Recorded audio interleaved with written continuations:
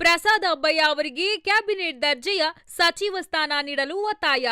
ಛಲವಾದಿ ಸಮುದಾಯದ ಪರವಾಗಿ ಚಿತ್ರದುರ್ಗ ಜಿಲ್ಲಾ ಛಲವಾದಿ ಯುವ ಮುಖಂಡ ಶಿವಪ್ರಸಾದ್ ಎಸ್ ಆಗ್ರಹ.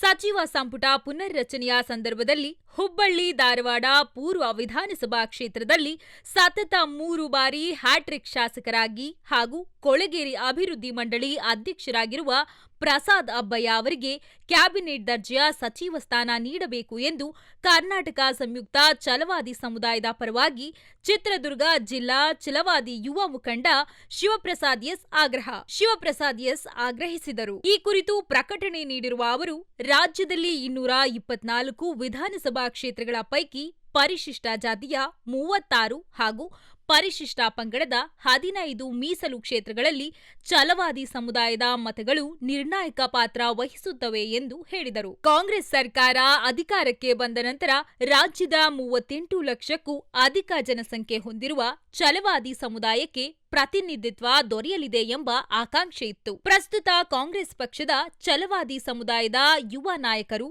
ಹಾಗೂ ಮಧ್ಯ ಕರ್ನಾಟಕ ಹಾಗೂ ಉತ್ತರ ಕರ್ನಾಟಕ ಭಾಗದ ಮುಂಚೂಣಿ ಯುವ ನಾಯಕರಾಗಿರುವಂತಹ ಹಾಗೂ ಬುದ್ಧ ಬಸವ ಅಂಬೇಡ್ಕರ್ ಅವರ ಅನುಯಾಯಿಗಳು, ಸರ್ವಧರ್ಮ ನಾಯಕರು, ಹುಬ್ಬಳ್ಳಿ ಧಾರವಾಡ ಪೂರ್ವ ಕ್ಷೇತ್ರದ ಜನಪ್ರಿಯ ಶಾಸಕರಾಗಿರುವ ಪ್ರಸಾದ್ ಅಬ್ಬಯ್ಯ ಅವರಿಗೆ 2023ರ ಕಾಂಗ್ರೆಸ್ ಸರ್ಕಾರದಲ್ಲಿ ಸಚಿವ ಸ್ಥಾನ ಸಿಗಲಿದೆ ಎಂಬ ವಿಶ್ವಾಸ ಸಮುದಾಯದಲ್ಲಿತ್ತು.